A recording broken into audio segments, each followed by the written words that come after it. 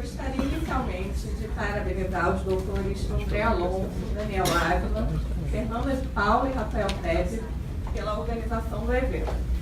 E dar boas-vindas aos nossos palestrantes de hoje, Dr. Felipe Bastos, Dr. Gilson Wolff e Dr. Marcos Bueno. O tema do painel de hoje, que é o segundo painel do evento, é meios alternativos de cobrança do crédito fiscal. E é um tema relevantíssimo para todos aqueles que lidam com a atividade de cobrança do crédito fiscal e que se deparam no dia a dia com a ineficiência do modelo atual, que apresenta uma taxa de congestionamento de execuções fiscais no judiciário enorme e um baixo índice de recuperação de valores para os cofres públicos. Primeiro falará o Dr. Marcos Bueno. Eu vou lendo os mini currículos no decorrer das respectivas apresentações. Primeiro falará o Dr. Marcos Bueno sobre sanções políticas à luz da teoria da sanção. O Marcos é procurador do Estado do Rio de Janeiro, doutorando em Finanças Públicas, Tributação e Desenvolvimento pela UERJ, mestre em Direito pela NIU School of Law, mestre em Finanças Públicas, Tributação e Desenvolvimento pela UERJ. Marcos, fique à vontade.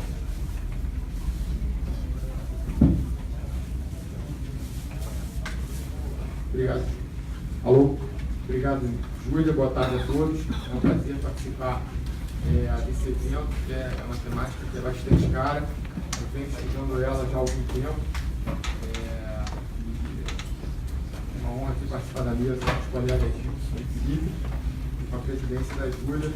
Agradeço ao amigo André Alonso e ao Seju pelo convite e a oportunidade de poder falar sobre esse tema aqui. Bom, como você falou, o nosso tema da palestra é meios alternativos de cobrança do crédito fiscal. Eu escolhi falar dentro desse tema sobre as sanções não pecuniárias no direito tributário. Por que falar de sanção não pecuniária no direito tributário numa palestra, um painel sobre meios alternativos de cobrança do crédito fiscal? Justamente porque o entendimento ainda prevalecente na doutrina e na jurisprudência, embora a jurisprudência baseada nas súmulas da década de 60 do STF, as súmulas 70, 323 e 547, embora também essas decisões judiciais já haviam sofrido uma resolução, uma proteção do caso da América Vizinha e de protestos filiais, que depois para abordar com mais profundidade. Bom, mas o entendimento que ainda prevalece é de que, apesar de tranquilamente utilizado nos outros campos do direito, as sanções não pecuniárias, as medidas restritivas de direitos, não poderiam ser utilizadas pela Fazenda Pública no campo do direito tributário para sancionar o descumprimento de uma obrigação tributária. Especialmente aí aqui o meu foco principal é na obrigação tributária principal, não pagamento do tributo. A doutrina considera que elas seriam inconstitucionais de plano. O argumento é que elas fariam, às vezes, de coerção para o pagamento do débito tributário, seriam instrumentos de cobrança indireta, indiretos do tributo, utilizados como mecanismo, unicamente como mecanismo alternativo de cobrança do crédito tributário, e violaria diversos princípios constitucionais, como o princípio da livre iniciativa, o direito à propriedade, enfim, diversos princípios ou outros princípios constitucionais. E outro fundamento também que geralmente é utilizado é que a Fazenda já dispõe da execução fiscal e outros instrumentos processuais, como a cautelar fiscal, para cobrar seus créditos, então que não poderia se valer das sanções não pecuniárias, das medidas restritivas de direito, para sancionar o descumprimento da obrigação tributária principal. Essa posição doutrinária ela pode sofrer críticas de diversas formas, né? Pode sofrer críticas em relação à luz da hermenêutica constitucional, princípios instrumentais de interpretação da Constituição, má utilização de técnicas da ponderação de interesses, déficit argumentativo. Várias críticas a gente pode fazer essa posição tradicional e essa posição que ainda é majoritária, prevalecente na doutrina e na jurisprudência. Mas o meu foco aqui hoje é fazer especificamente uma crítica à luz da teoria da sanção. As críticas de natureza, a ponderação de princípios, de hermenêutica constitucional, a gente geralmente vê, a gente pode ver, é mais fácil ver esse tipo de crítica na doutrina que trabalha também com esse tema, do que à luz da teoria da sanção. Raramente a gente vê alguém analisando essa questão, as sanções não pecuniárias do direito tributário à luz da teoria da sanção. E a minha ideia hoje é justamente fazer uma crítica à luz da teoria da sanção, que eu acho que é uma premissa essencial e é praticamente ignorada. E por ser praticamente ignorada, é que esse entendimento ainda prevalecente, na minha opinião, é absolutamente inconsistente. Né? Então, eu pretendo fazer essa crítica aqui na palestra. Bom, falando de sanção, antes da gente falar de sanção no sentido negativo, né, sanção no sentido de castigo, não no sanção no sentido premial, no sentido de aprovação, né, da sanção premial, a gente tem que falar do ilícito. O ilícito é o pressuposto da sanção. O ilícito, ele é toda conduta que pode ser definida de forma bem básica, bem genérica, toda conduta contrária ao direito, contrária à ordem jurídica. E aí, nesse caso, no caso de descumprimento da norma jurídica,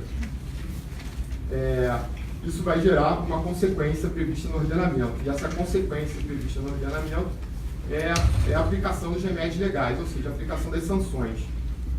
Então, onde há infração, o ordenamento vai prever uma sanção como forma de reação àquela conduta tida por ilícita.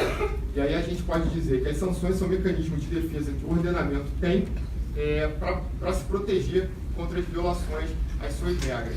É a resposta à prática de um ato infracional às regras. Isso de forma bem geral é a ideia das sanções, da relação entre ilícitos e sanções. E quais são as funções que a doutrina que trabalha com a teoria da sanção vai identificar nas sanções? A mais natural, né, que vem à nossa cabeça é aquela função repressiva, a função de punir o infrator mediante a aplicação de um castigo. Essa é o que vem à nossa cabeça, a nossa cabeça é a mais natural de todas, que todo mundo pensa, que é a função repressiva. Mas a par da função repressiva, a doutrina também identifica diversas outras funções nas sanções, em termos geral. E aí, uma que é bastante importante aqui quando a gente vai tratar das sanções não pecuniárias, também é a função preventiva, né? É aquela sanção que vai ter ideia no sentido de estimular, motivar o cumprimento do dever, ou bem também desestimular, dissuadir o descumprimento da norma, né? Por meio do que a gente vai obter, evidentemente, através do receio da punição. Além dessas funções preventivas e da função repressiva e preventiva, também a gente pode identificar funções reparatórias, que é muito comum nas sanções civis, né? A função reparatória, indenização do dano causado por alguém, um dano causado a alguém em razão da prática de um ato infracional. Tem também a função didática, que está ligada mesmo à ideia de correção, à ideia de educação, como forma de prevenir ou educar o agente violador para que ele não venha reincidir no futuro, né, para que ele não venha violar a norma no futuro. E também tem uma função, as sanções também podem ter uma função assecuratória, no sentido de garantir a satisfação de direitos, né, que podem eventualmente ficar dificultados se não for aplicada essa sanção. Então, é imputada, em geral, essa assecuratória para garantir uma satisfação.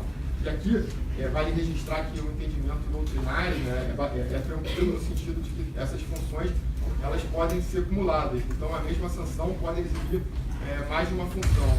Pode ter, ao mesmo tempo, uma função repressiva e, ao mesmo tempo, uma função preventiva, uma função didática. Então, a acumulação das funções na mesma sanção, isso é tranquilamente admitido na teoria da sanção pelos autores que trabalham, que estudam a teoria da sanção.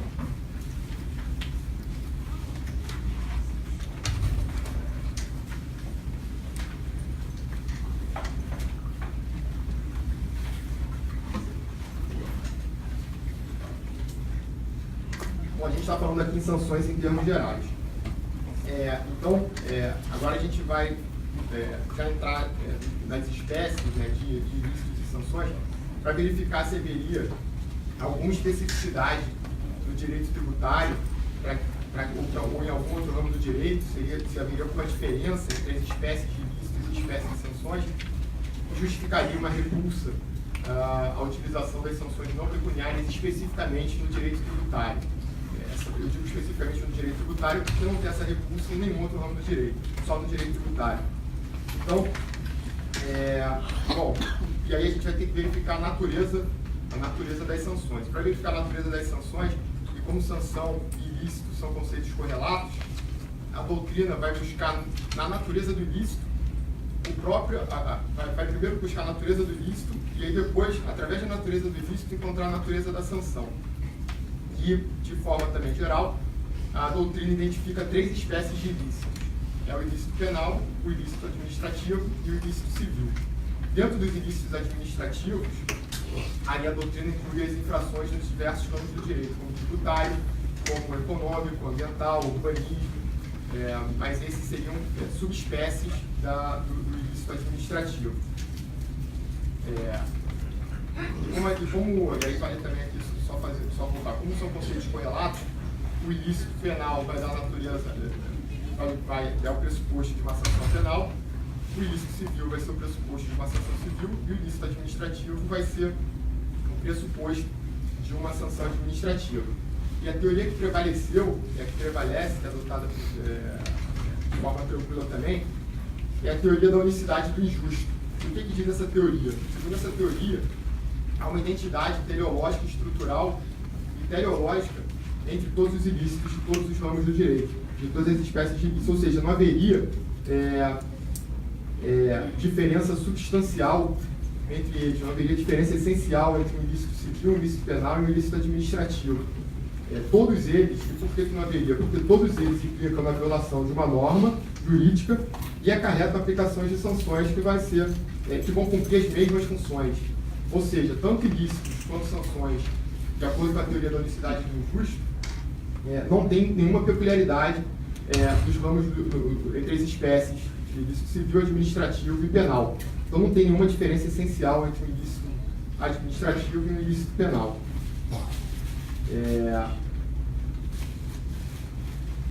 Então, o que a doutrina vai dizer é que o critério de distinção de um ilícito para o outro ele é meramente formal e vai depender sempre de opção legislativa, inclusive quanto ao regime jurídico. Mas que não haveria um ilícito hoje pode ser administrativo e vir a ser penal, um ilícito penal pode vir a ser administrativo no futuro.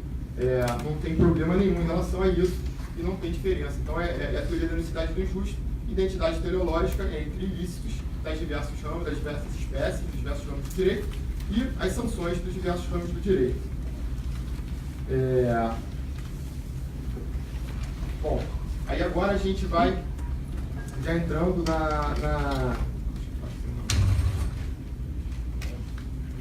eu acabei não botando esse slide, mas não falamos sobre ele, mas é basicamente esse slide que está dizendo exatamente isso. Que eles são ontologicamente iguais, não tem diferença. Eu pego aí aqui no slide tanto administrativistas falando sobre isso, quanto tributaristas, reconhecendo a identidade ontológica, seja entre os ilícitos, seja entre as sanções. Para mostrar que isso é uma coisa bem pacífica dos autores que trabalham com o tema. Bom, e aí agora a gente já vai entrar nas sanções tributárias. E aí, para falar de sanções tributárias, também vamos antes recorrer lá às espécies de ilícitos na esfera tributária, que é o pressuposto da sanção tributária.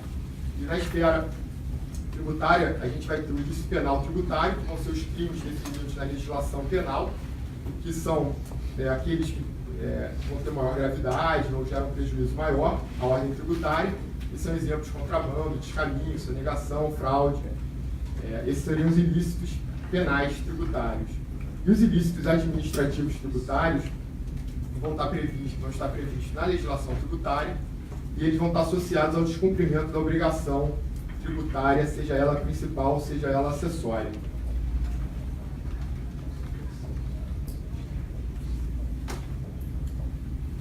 Então, uma vez cometida uma infração, e agora falando especificamente do ilícito administrativo tributário, que é o que me interessa aqui na palestra, uma vez cometida a infração administrativa tributária, ou seja, não pagamento do tributo, no caso do descumprimento da obrigação tributária principal, vai surgir para o Estado o poder de punir o infrator aplicar a sanção administrativa tributária abstratamente prevista para a hipótese.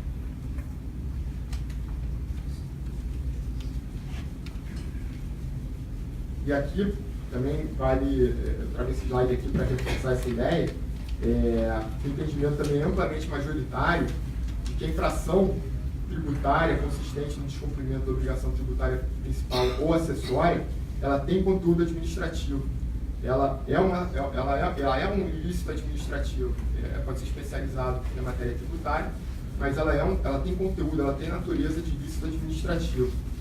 De modo que as sanções tributárias não criminais, todas elas, são espécie de sanções administrativas, que se encaixam perfeitamente no conceito de sanção administrativa.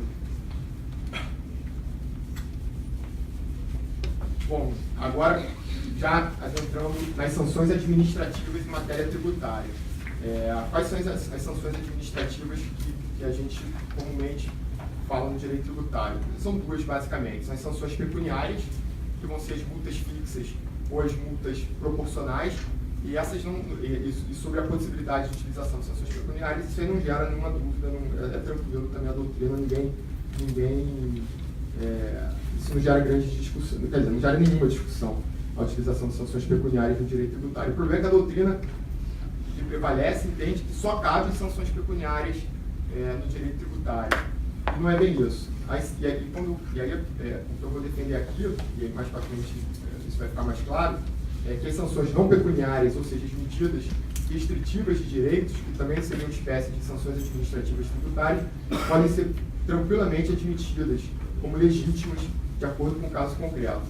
E aqui os exemplos que a doutrina dá de sanções não pecuniárias, e que elas denominam como sanções políticas, morais ou indiretas, eu também vou fazer no final uma crítica a essa denominação, são vários os exemplos, né? E aqui eu trago alguns exemplos, como interdição de estabelecimento, apreensão de mercadorias, protesto de cereais, suspensão ou cancelamento de inscrição no cadastro fazendário. São algumas das medidas restritivas de direitos identificadas pela doutrina, pela jurisprudência, como sanções políticas, morais ou indiretas. E dessa forma não seriam possíveis de ser utilizadas no direito tributário. Bom, e ainda, só para contextualizar, as sanções tributárias, as sanções administrativas tributárias, pecuniárias e não pecuniárias, vão exercer, evidentemente, as mesmas funções que as outras sanções exercem nos outros ramos do direito.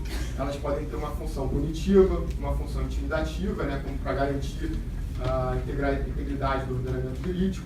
Elas podem desestimular o comportamento ilícito e, por que não, compelir o infrator ao cumprimento do dever, né, já que isso é natural, isso é típico das sanções, como os autores que trabalham com as sanções, com a teoria da sanção vão dizer, isso aí é típico, é natural de toda sanção também, que é essa função de compelir o infrator ao cumprimento do dever.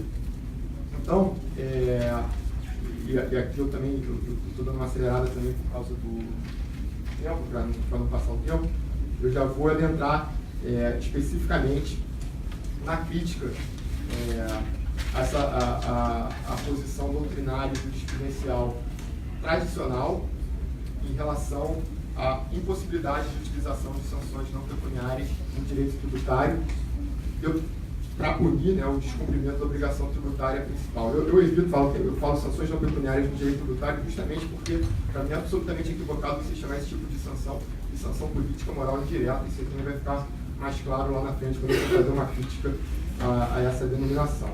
Então, como a gente falou lá no início, quando eu comecei a palestra, a doutrina e a jurisprudência tradicional são todas, quer dizer, elas defendem a impossibilidade de utilização de sanções não pecuniárias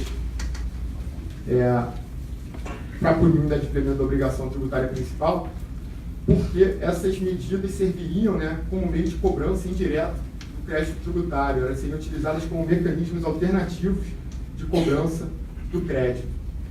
Mas essa resistência com esses argumentos, com esse fundamento, ela não se justifica de jeito nenhum à luz da teoria da sanção. Como a gente disse, não tem diferença essencial nenhuma entre os ilícitos nas diversos ramos do direito.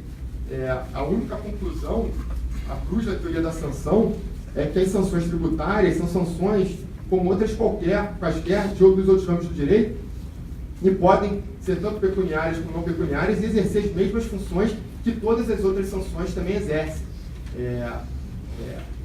Pela teoria da sanção, não tem nenhum fundamento, não tem nenhuma justificativa ontológica, estrutural, para você que permita sustentar que as sanções não pecuniárias não podem, pelo só fato de serem sanções não pecuniárias, pelo só fato de serem medidas restritivas de direito, não possam ser utilizadas no direito tributário para punir o descumprimento da obrigação. O fato, né, de uma sanção, de uma medida sancionatória no âmbito tributário, seja ela pecuniária ou não pecuniária, também servir de estímulo para o cumprimento da obrigação tributária principal, não só não descaracteriza ela como uma verdadeira sanção, como legitima ela como uma sanção, porque essa é uma das funções das sanções. Isso é tranquilo também nos outros campos do direito e causa espanto de não ser assim também no direito tributário. A gente pode até, no caso concreto, verificar, olha, a lei desproporcional, com todos os ônus argumentativos, né, de interpretação constitucional e de utilização, a boa utilização dos instrumentos, né, de presunção de constitucionalidade das leis. A gente pode até chegar à conclusão de que, no caso concreto, ela vai ser desproporcional, ela pode ser inadequada, mas ela ser sempre inconstitucional, de plano, né, em abstrato, fora das especificidades, né, do caso concreto, das circunstâncias envolvidas, das circunstâncias tanto normativas, né, quanto questões circunstanciais mesmo envolvidas, isso não tem qualquer sustentação com base na teoria da sanção. E aí, na minha opinião, nada impede dos administrativistas também, embora os administrativistas não trabalhem com a sanção tributária especificamente, mas nada impede que elas possam tanto atuar preventivamente, dissuadindo, por exemplo, ao descumprimento pelo receio da sua aplicação, quanto para intimidar mesmo também os possíveis infratores, né, atuando repressivamente, ou seja, também, o mais natural também, atuando repressivamente para punir, né, tanto preventivamente quanto repressivamente. Então, eu não vejo, e também não vejo como se sustentar isso, à luz da teoria da sanção, qualquer desvio de finalidade ou abuso de poder, e você prevê em abstrato uma sanção não pecuniária para punir o inadimplemento da obrigação tributária principal, mesmo que essa sanção, quer dizer, até porque ela sempre vai ter, né, esse caráter também repressivo e também o caráter preventivo, intimidativo. Então, realmente não se sustenta.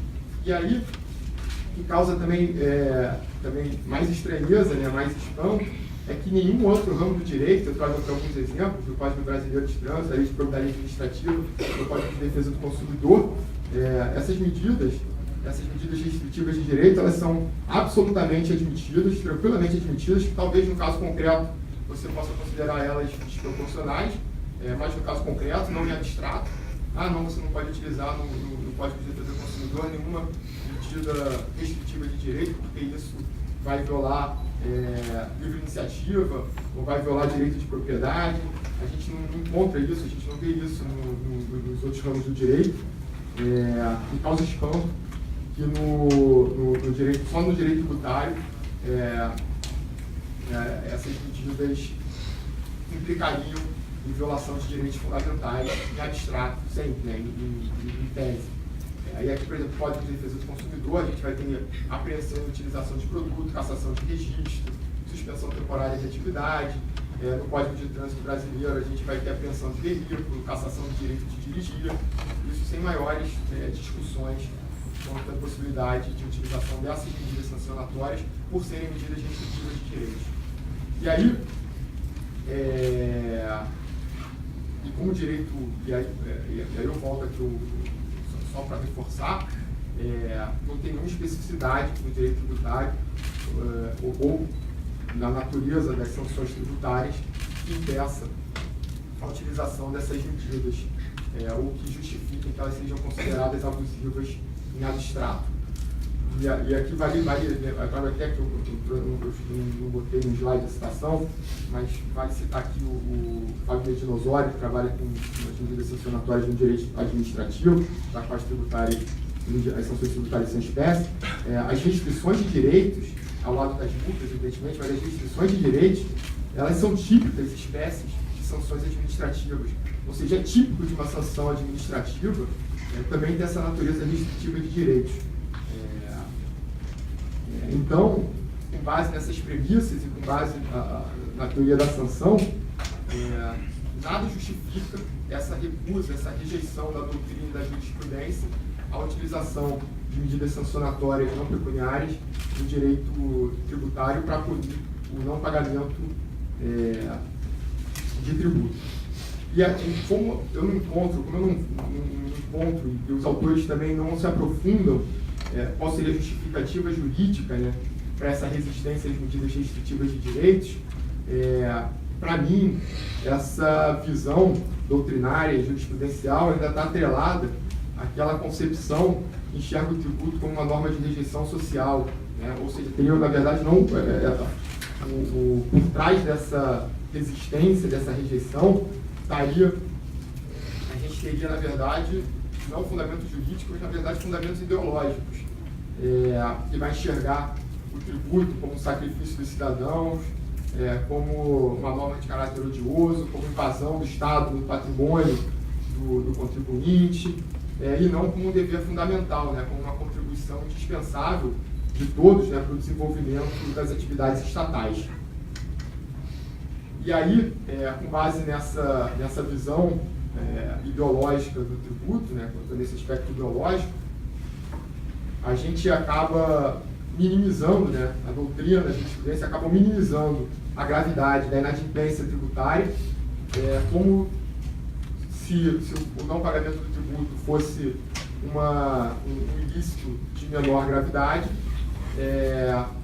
e ao considerar uma violação de menor gravidade, eles vêm buscando enfraquecer mesmo as penalidades que podem potencialmente ser aplicadas no campo tributário.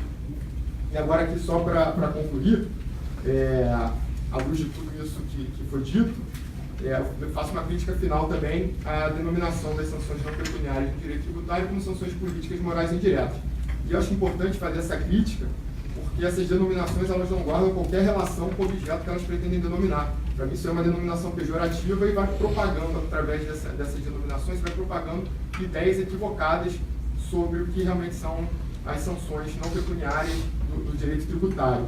E aí a gente vai falar, por que não são sanções morais? Não são sanções morais, porque sanção moral, de acordo com a doutrina, são aquelas sanções que estão ligadas à culpa, né? Sentimento de culpa, remorso, dor, são sanções internas, né? E as sanções não pecuniárias do direito tributário são sanções externas, são sanções externas institucionalizadas. Não tem nada de sanção moral nas medidas restritivas de direitos. E também porque elas não são sanções indiretas, porque sanção indireta é daquela ideia, né, que você está fazendo alguma coisa, um subterfúgio, um mecanismo ali, que não é muito bem aceito e tal. E elas não têm nada disso, elas são sanções diretas também. Elas vão ser aplicadas diretamente, né, ao infrator em razão da ilicitude cometida. Não tem nada de oblíquo, de indireto. São sanções aplicadas diretamente. Então também não tem qualquer justificativa, não tem qualquer fundamento para você falar que são sanções indiretas. E também elas não são sanções políticas, né? Evidentemente não são políticas, porque além da gente estar completamente fora do âmbito político, elas não geram, essas medidas sancionatórias, elas não geram qualquer restrição ou qualquer implicação ou perda de direitos políticos. Então também não são sanções políticas. Elas são sanções como outras quaisquer, são sanções não pecuniárias e são medidas restritivas de direitos. E só. Bom, então eu passei 5 minutos aqui do... Sem problemas, né? Agradeço, eu só queria traçar esse panorama geral, que eu acho que é uma premissa importante e quase nunca discutida, quase nunca abordada. Bom, Marcos, eu gostaria de agradecer pelas importantíssimas reflexões, especialmente à luz dessa doutrina restritiva e da jurisprudência da STF, que muito limita a aplicação dessas das sanções indiretas. E agora eu passo a palavra ao Dr. Gilson Bonfim, que falará sobre sanções políticas com foco no protesto da CDA.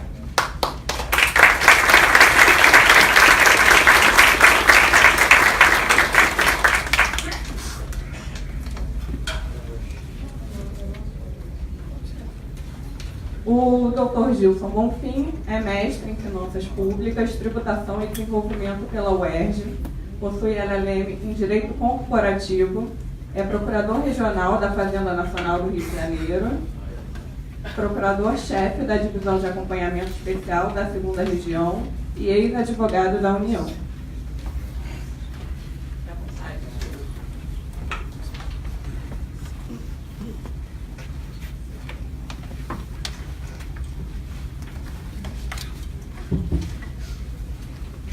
Boa tarde a todos. Primeiro agradecer o convite que foi feito pelo querido André Alonso e Daniel Ávila. Dizer que é sempre uma honra estar aqui na PGE, estou muito feliz, uma casa, né, que vive o direito intensamente e tem promovido discussões aí bastante interessantes, principalmente relacionadas ao direito tributário. Cumprimentar a Júlia, né, agradecer a generosidade na acolhida, cumprimentar o Felipe e o Marcos, parabenizar o Marcos, dizer que é uma abordagem realmente inovadora, concordo com quase tudo, quase subscrevo integralmente, e a minha ideia é traçar um panorama e aí eu vou apenas discordar do Marcos no seguinte: eu vou adotar semanticamente a expressão sanção política, com todas as ressalvas que ele fez, mas para ficar mais claro aqui, até porque a jurisprudência e a doutrina costumam tratar assim. Então a minha ideia é traçar um panorama geral de como a jurisprudência da STF evoluiu tratando isso, chegando no caso do protesto da CDA, e um olhar para o futuro. O que a gente pode, a partir dessa evolução jurisprudencial e desse caso do protesto da CDA, o que a gente pode esperar para os meios alternativos de cobrança que vierem a surgir? Como a gente pode prever, como o STF poderá se posicionar? Então a ideia basicamente é essa. Bom, como o Marcos falou bastante aqui, doutrina e jurisprudência tradicionalmente sempre encararam quaisquer restrições a direitos fundamentais dos contribuintes como sanções políticas. Então, qualquer restrição com o objetivo de compelir o contribuinte a pagar tributo era rechaçada, com base nessa tese das sanções políticas. Então, os fundamentos, o Marcos também explorou isso, os fundamentos eram, olha, indevida restrição do princípio da livre atividade econômica, violação do devido processo legal, inafastabilidade do controle jurisdicional, o fato de existir um procedimento específico para a cobrança do crédito fiscal. Então, tudo isso era usado como fundamento pela jurisprudência e pela doutrina para rechaçar ao longo do tempo todas as tentativas de meios alternativos de cobrança de crédito fiscal que não fosse aquele meio do executivo fiscal clássico. Então, assim, trazendo para o tema do painel, a Fazenda sempre teve pouco espaço para meios alternativos de cobrança, porque toda tentativa era rechaçada com base na teoria das sanções políticas.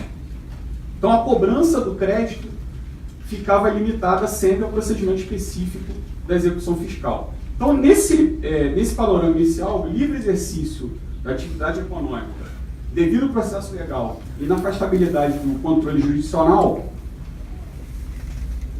foram sempre...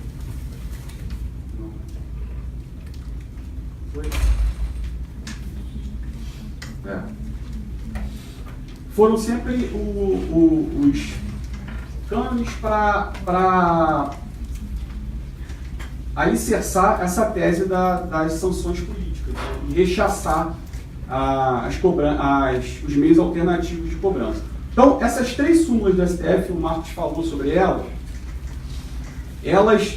todas estão relacionadas a precedentes onde você basicamente tem muito pouca análise do caso. Olha, não pode porque é um meio indevido de cobrança, não pode porque tem um procedimento específico para a cobrança do crédito fiscal. Então não se fazia uma análise da gravidade, ou da desproporcionalidade, ou razoabilidade ou irrazoabilidade do meio, né? Se rechaçava de pronto. Então é a súmula 70, que é inadmissível a interdição de estabelecimento como meio coercitivo para a cobrança dos tributos.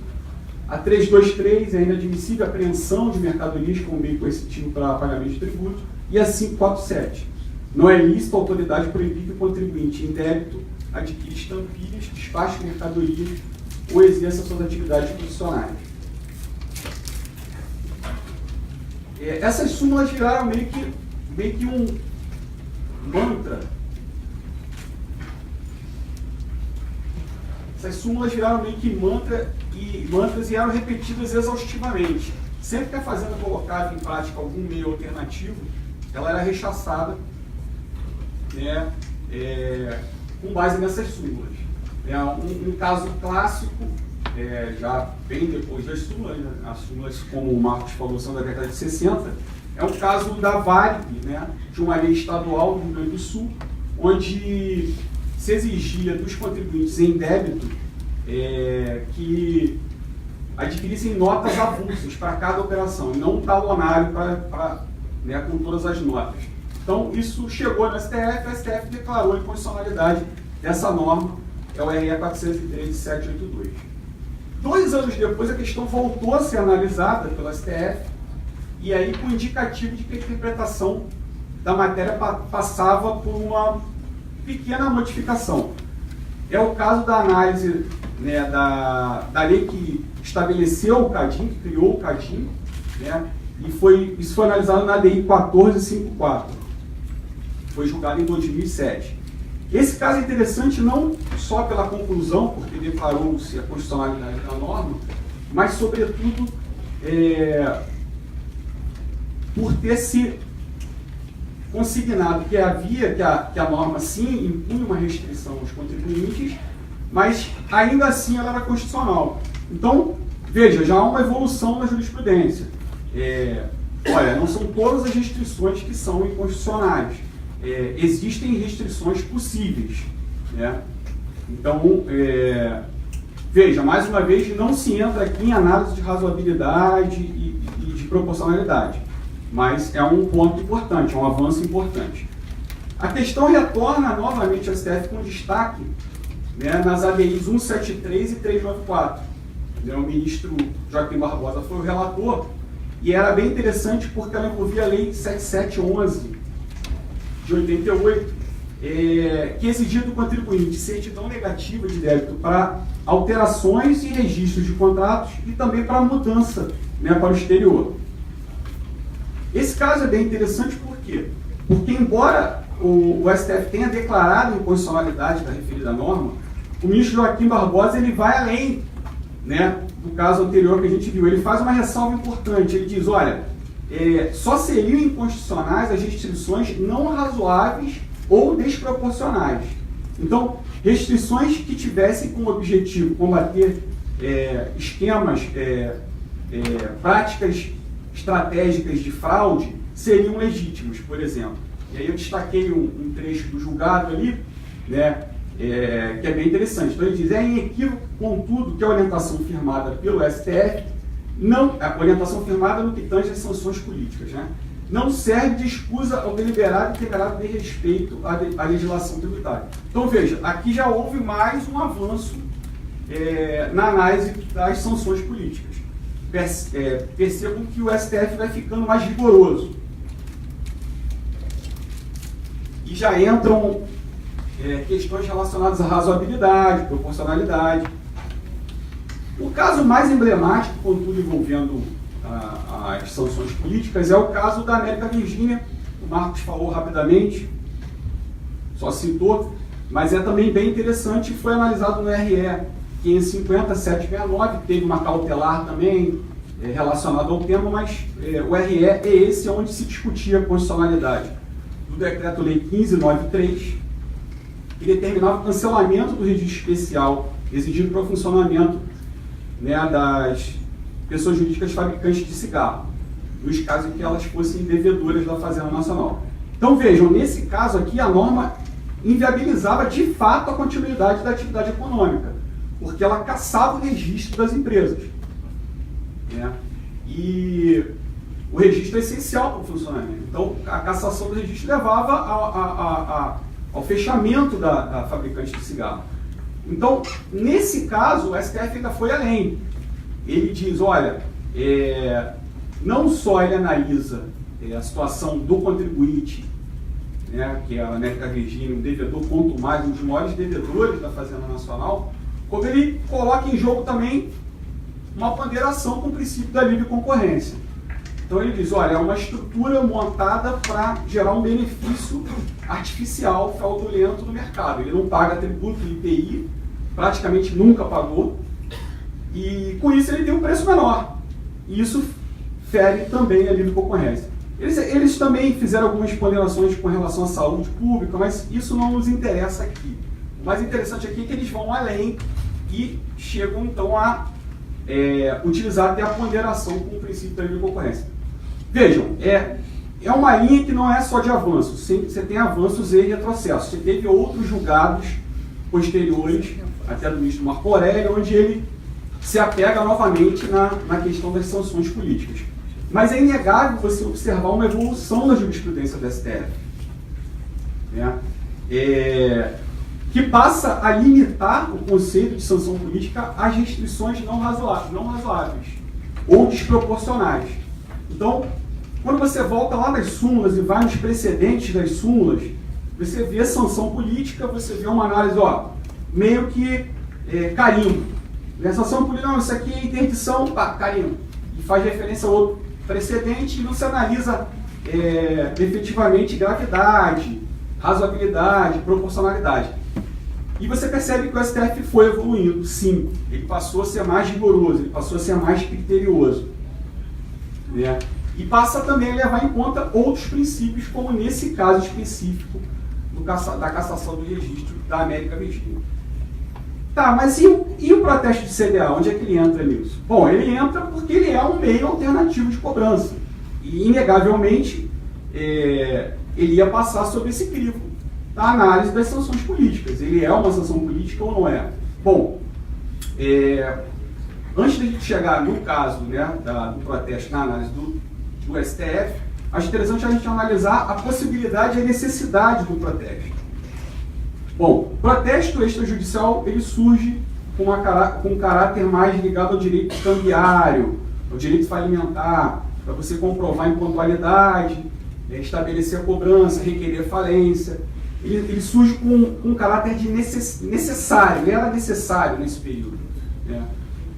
Contudo, modernamente ele vai adquirindo um caráter facultativo. Até para a cobrança de alguns títulos de crédito você não precisa de protesto, né?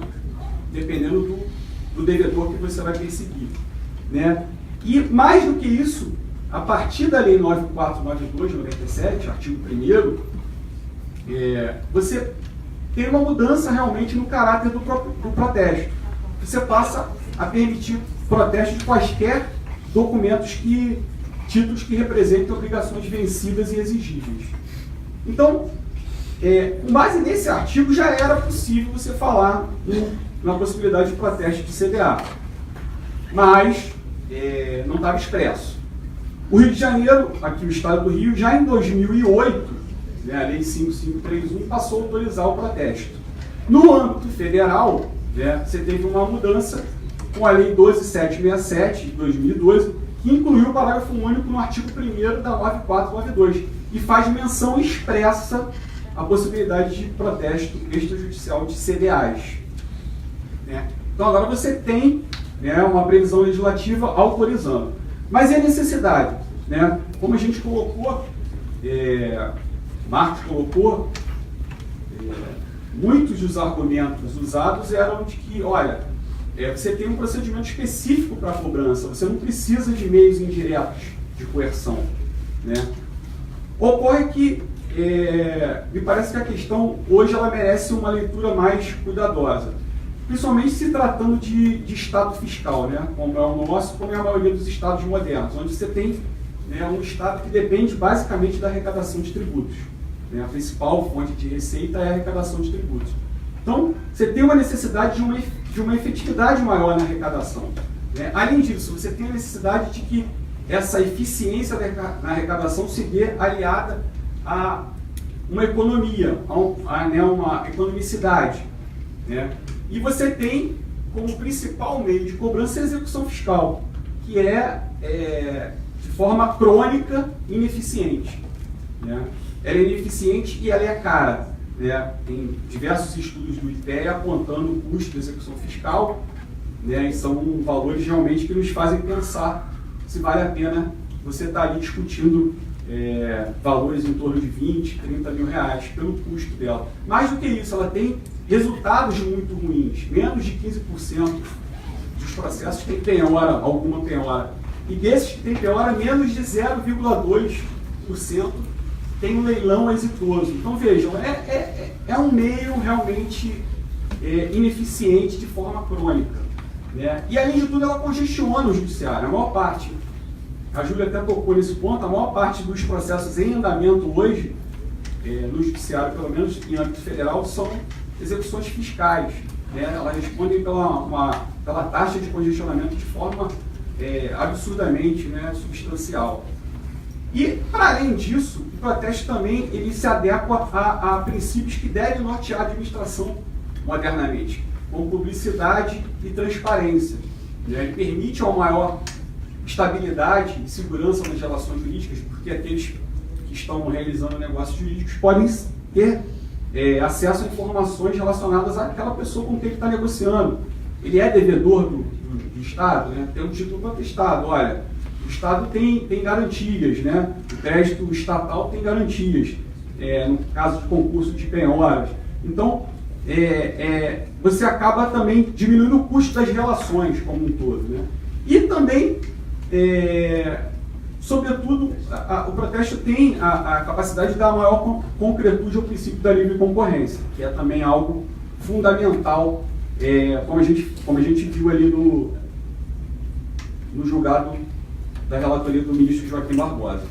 Bom, então, assentada a possibilidade e a necessidade do protesto, cabe a gente perquirir aqui a sua legitimidade. E nesse ponto a gente vai analisar como o STF julgou a matéria. E se esse julgamento se alinha a essa tendência evolutiva que a gente viu na jurisprudência na análise das sanções políticas, ou se ele contraria essa linha evolutiva, né? E apenas fazer uma ressalva que o STJ também analisou até antes, e tinha uma posição contrária inicialmente e mudou de posição. Hoje o STJ também admite ver como legítimo o protesto. Então, no STF, a matéria foi exaustivamente analisada na DI 5135, relatoria do ministro Barroso.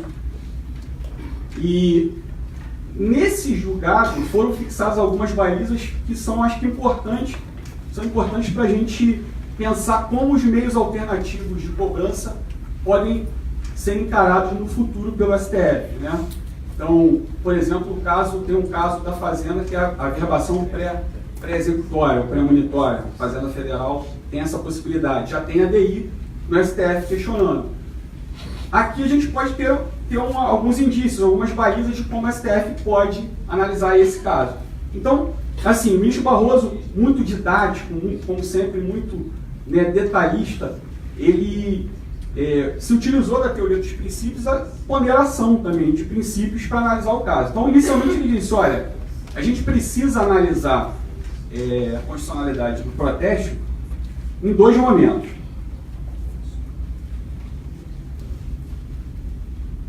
No primeiro momento, a gente precisa analisar o nível de restrição dos direitos fundamentais envolvidos. Então, aquela história lá de violação do devido processo legal, livre iniciativa, livre exercício profissional, que eram os fundamentos utilizados para alicerçar as sanções políticas, a gente precisa analisar em que nível você teve de restrição nesses princípios. E se essa restrição, né, atingiu o núcleo essencial desses direitos. Numa segunda etapa, se evolui para a análise da proporcionalidade efetiva, né, em suas 3 dimensões. Né? Então, analisar a proporcionalidade da medida nos seus 3 subprincípios. Né?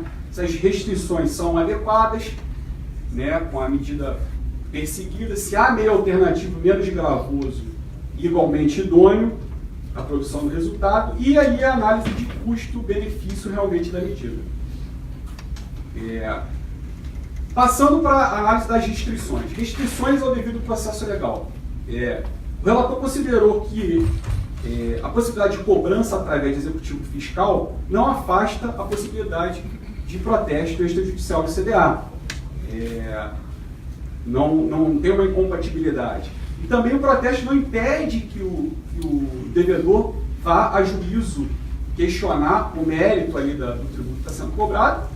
Ele pode também tentar assustar o protesto e, posteriormente, ele pode até buscar uma indenização no caso de um protesto indevido. Então, restrição muito diminuta, pequena restrição. Restrição à livre iniciativa e à liberdade profissional. O ministro Barroso entendeu que não havia um embaraço efetivo à atividade profissional das empresas e nem ao cumprimento de seus objetos sociais.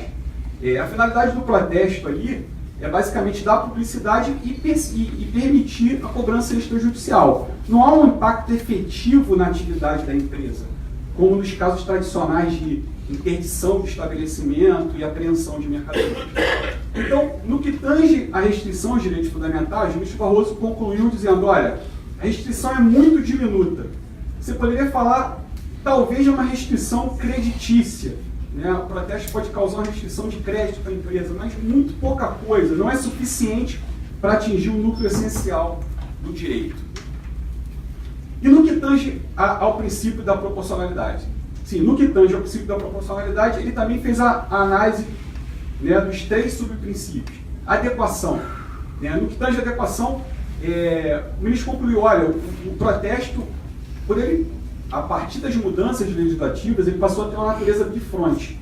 Então, ele documenta, ele constitui o devedor em mora, ele comprova o descumprimento da obrigação, mas ele também confere publicidade e permite a cobrança extrajudicial. Então, o protesto é sim uma medida adequada para a cobrança, estimula, né, o adimplemento, incrementa a arrecadação e promove justiça fiscal, né, afastando ou punindo aquelas estruturas empresariais que utilizam da sonegação para obter vantagem no mercado. Quanto à necessidade, trata-se também de meio menos gravoso do que outros, como, por exemplo, a execução fiscal, porque a execução vai levar a uma penhora, né, uma penhora de renda, de faturamento, a expropriação, o protesto não. O custo também é menor. Então, no que tange ao princípio da necessidade, você tem também uma vantagem em relação à execução. O protesto também sai em vantagem. E o subprincípio da proporcionalidade em sentido estrito trata da análise dos custos, né, da medida e os benefícios conseguidos. Então, como dito, o protesto gera uma restrição diminuta aos direitos dos contribuintes. Por outro lado, gera enormes benefícios, né? Concretiza eficiência, economicidade, garante a livre concorrência, né, dentro daquela ótica que a gente falou dos sonegadores, reduz o congestionamento do judiciário, prestigiando também a duração razoável do processo. Então, a medida proporciona ganhos que compensam de forma muito maior as pequenas perdas dos direitos fundamentais dos devedores. Então, e aí, né, já me conduzindo aqui para a conclusão, acabou-se fixando a tese da constitucionalidade do protesto. Né? O protesto das certidões ditativas constitui um mecanismo constitucional legítimo por não restringir de forma desproporcional quaisquer direitos fundamentais garantidos aos contribuintes, e assim não constitui sanção política. Mas mais importante do que conhecer essa tese, né, que foi fixada nesse julgamento, é entender o contexto em que ela se insere, que é um contexto onde o STF se mostra cada vez mais simpático a medidas alternativas de cobrança do crédito fiscal. Especialmente num ambiente de ineficiência crônica do Executivo Fiscal, né, da necessidade crescente de efetivação das receitas, uma crise fiscal sem precedentes, né, e da constatação de que a sonegação de tributos acaba por violar a livre concorrência, gerando vantagens indevidas para os devedores. Então, olhando para o futuro, me parece que ainda prevalece essa ideia das sanções políticas, embora eu concorde com quase tudo que o Marcos falou, é uma tese que peca nas próprias premissas, mas ela ainda prevalece. Mas o olhar para o futuro nos revela que há um campo a ser explorado para as medidas alternativas de cobrança. E acho que o momento é esse, o momento é agora. O STF está sinalizando uma maior simpatia e um maior critério na análise das medidas alternativas. Então é isso, eu termino aqui e agradeço. Muito obrigado.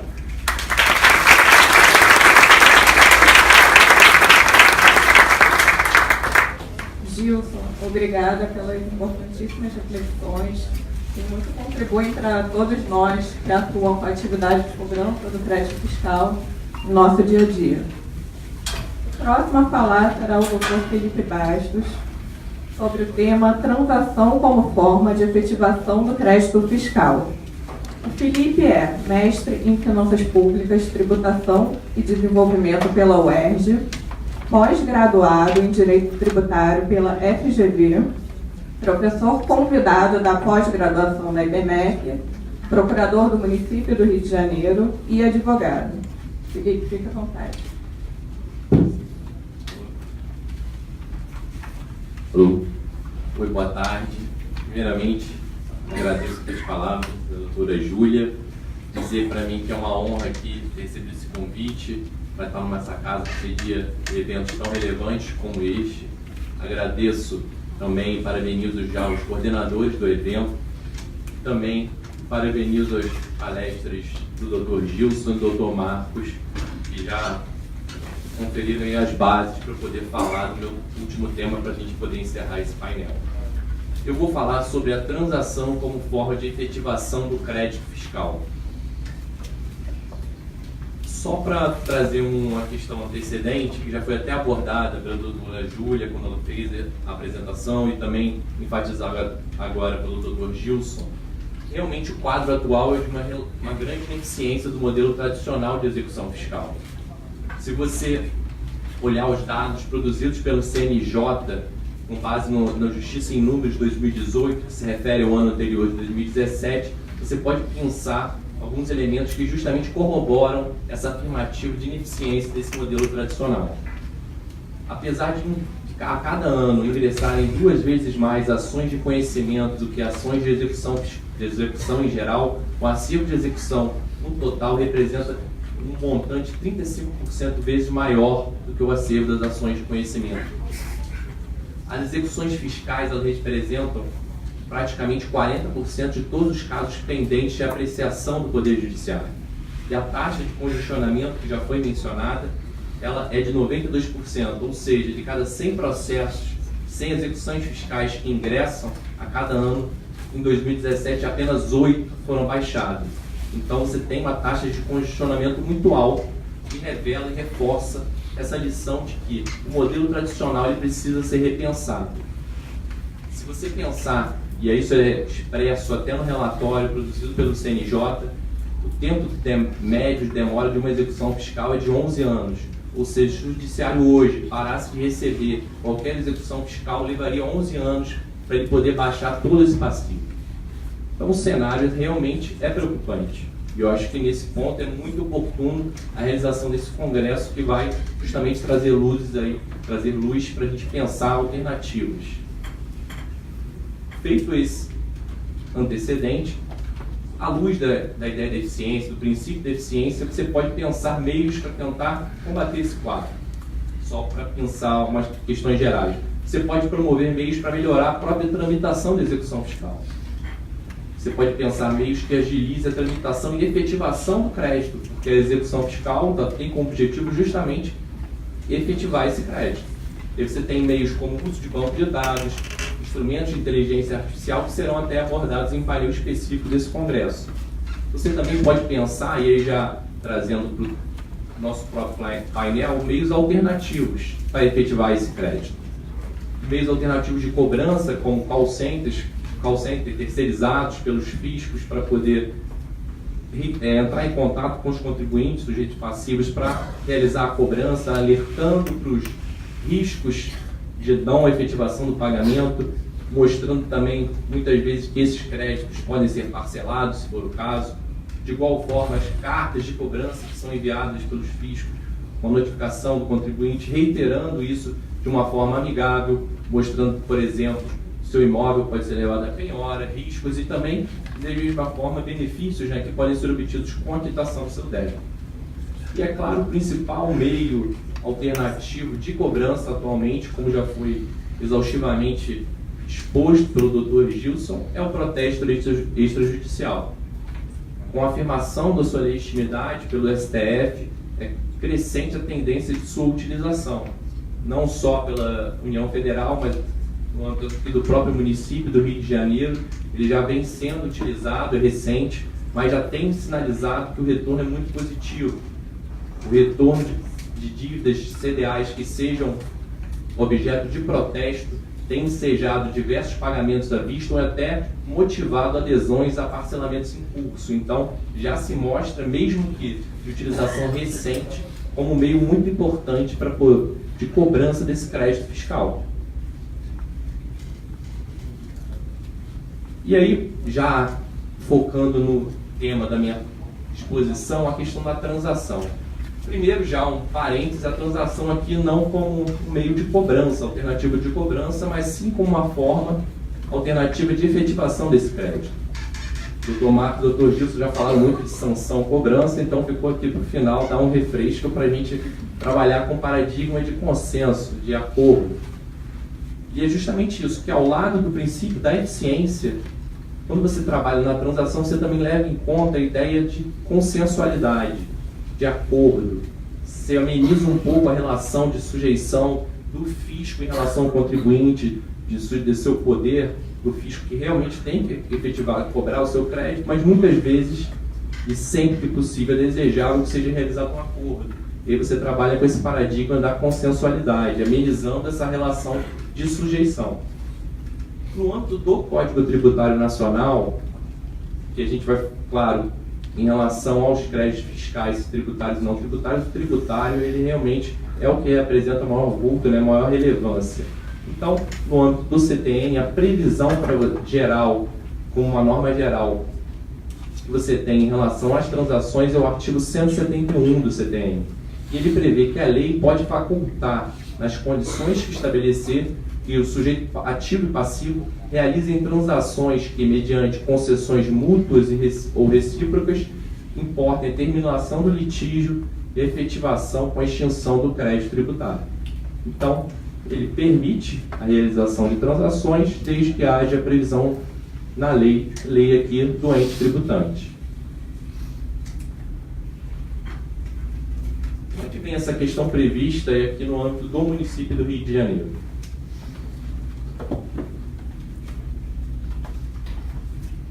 Você tem a Lei 5966, que é a Lei Geral de Transação do Rio de Janeiro.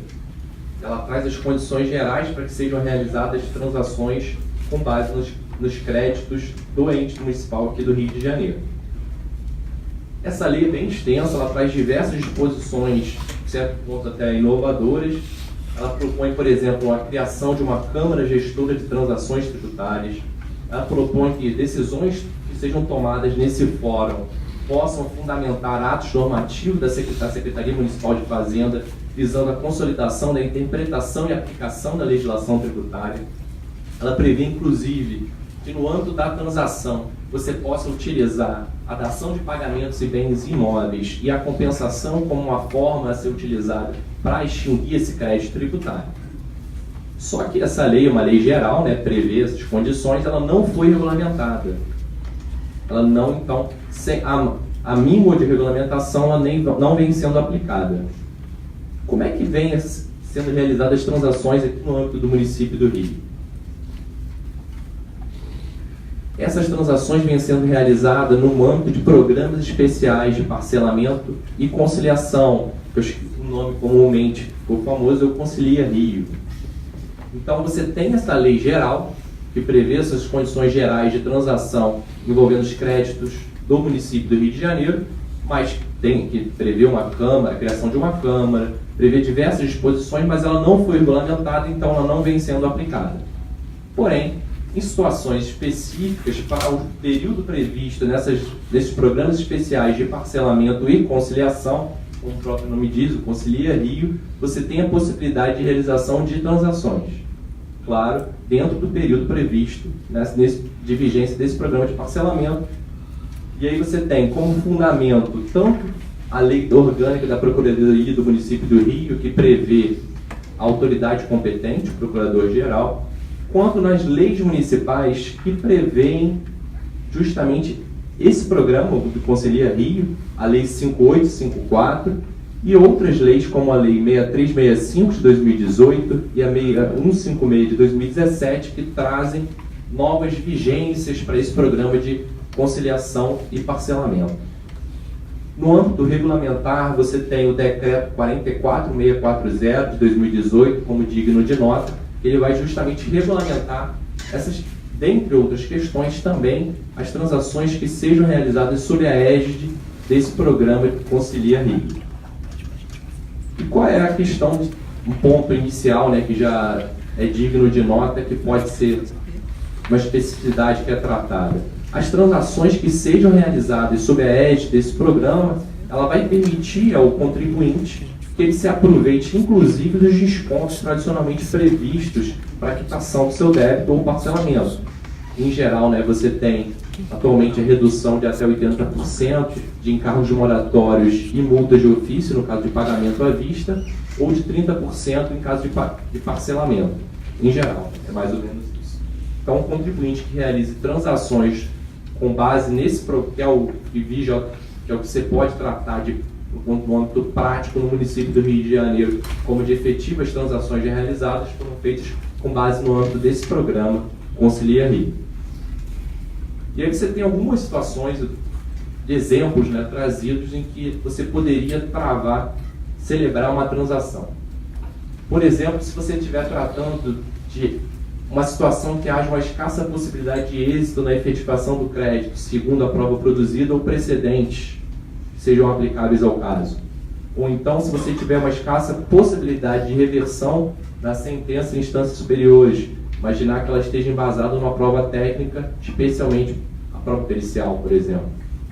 Ou então, se você tiver uma necessidade de tratamento isonômico da situação contribuinte, para você promover uma igualdade na aplicação da legislação tributária. Pode dar seja citado como exemplo de situação que você poderia celebrar uma transação. Por fim, se você tiver, dentro de situações que eu inseri aqui como exemplo, situações fáticas que indiquem a revisão do lançamento tributário. São todas situações que são indicadas na legislação como de possível celebração de uma transação entre o município do Rio de Janeiro e o contribuinte.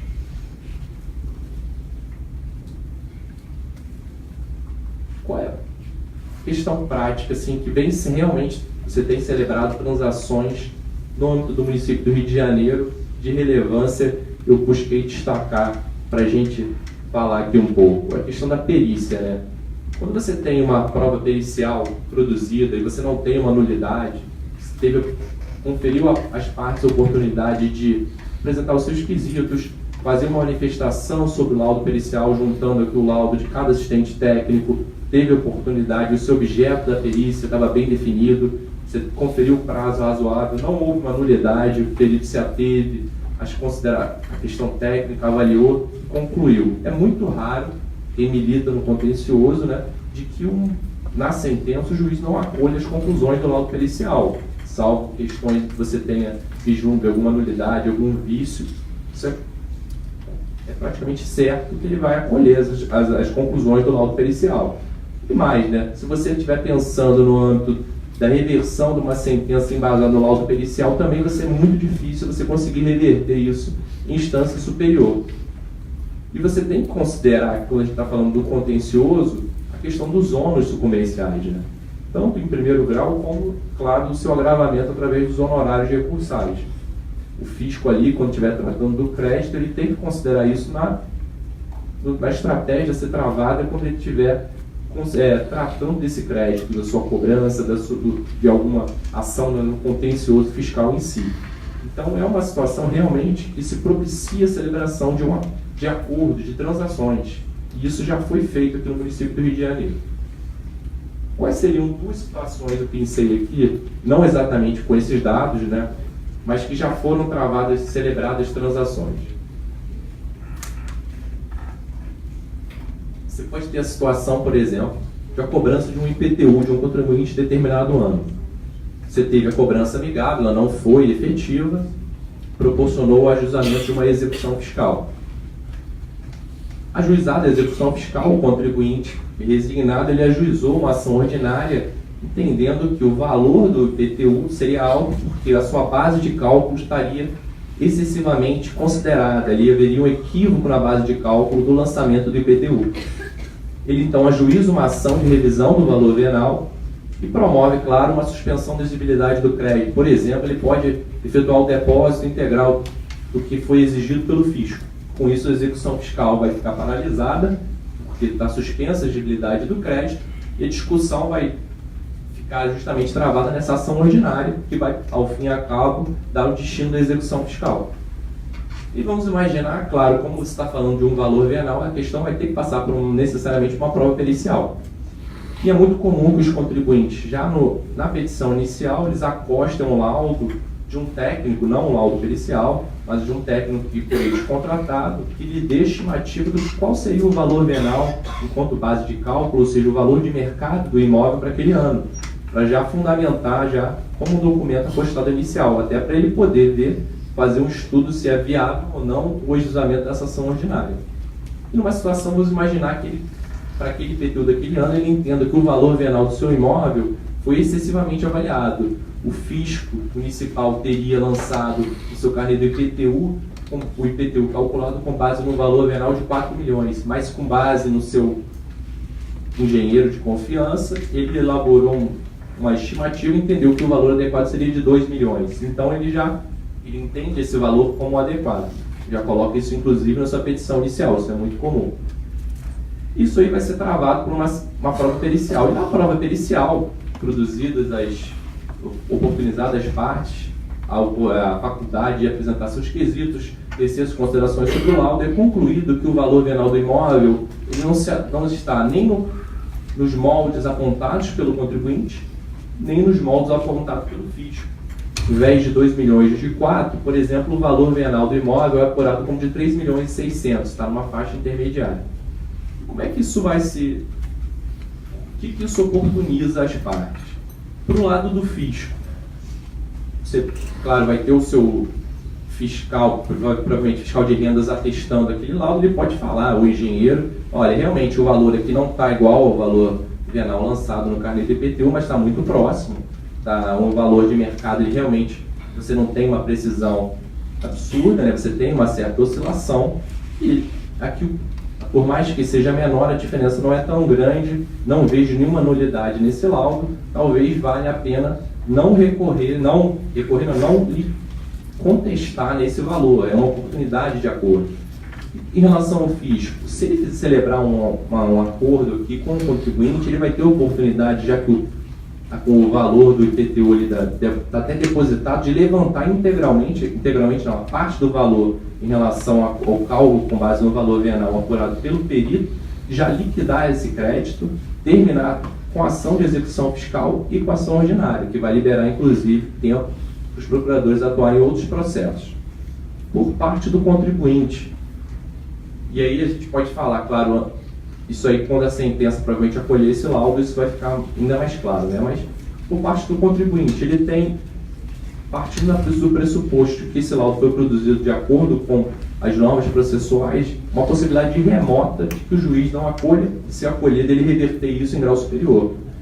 E ele tem a oportunidade ali, ainda mais, ele pode, claro, deixando com que parte desse depósito quite a parte correspondente do crédito com base do valor apontado pelo perito, já levantar o restante e já ficar com a disponibilidade desse dinheiro. E mais, né?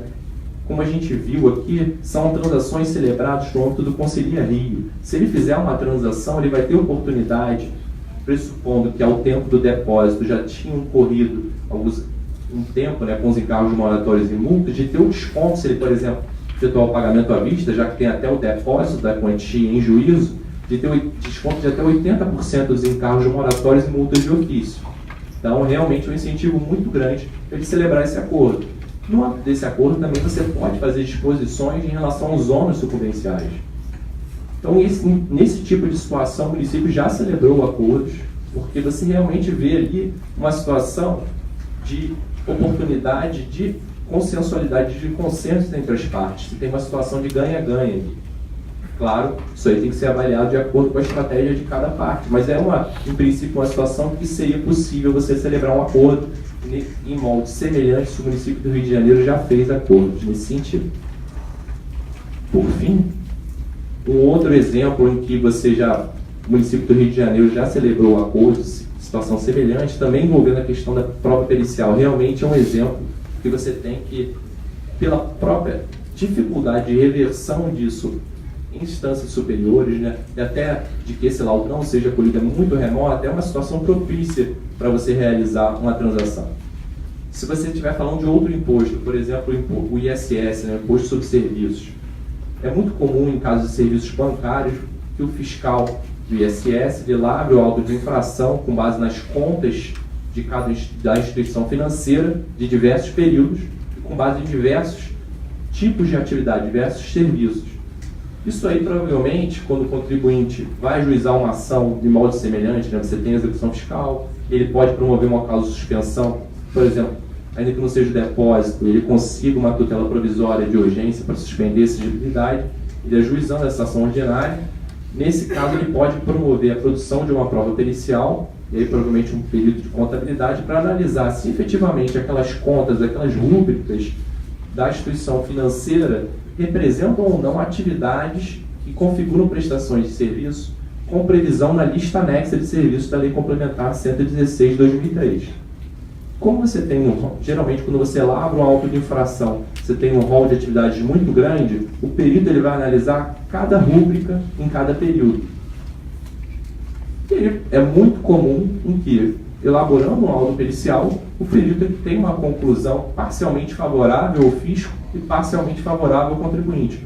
Ou seja, ele entenda que, em relação aos grupos, por exemplo, 1, 2 e 3 de contas, ele descreve a atividade, já indica que ela teria uma previsão na lista anexa de serviços, e nesse sentido seria válida a tributação desse ponto IG do auto de infração.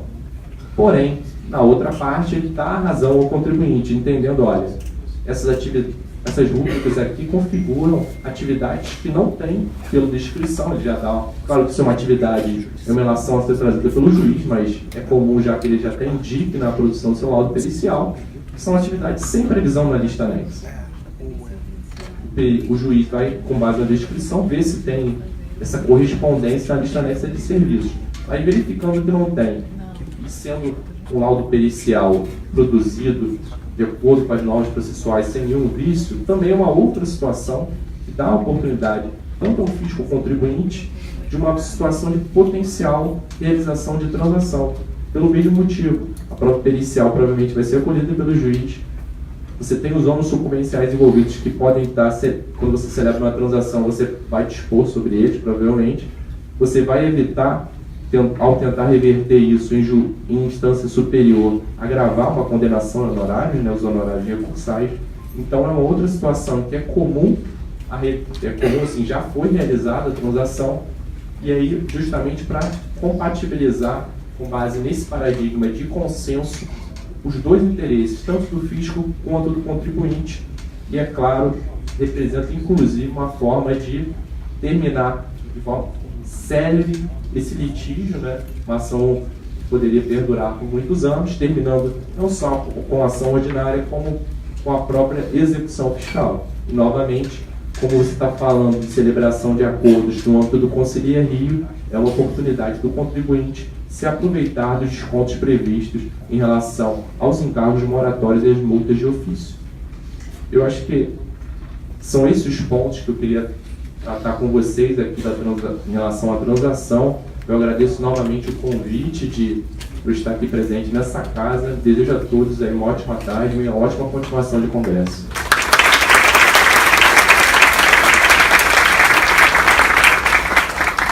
Obrigada, Felipe, pela excelente palestra. Foi muito interessante ouvir sobre a experiência do município do Rio de Janeiro em matéria de transação. São poucos entes federativos que já regulamentaram a transação na esfera tributária, então é sempre muito bom ouvir daqueles que têm uma experiência prática no assunto.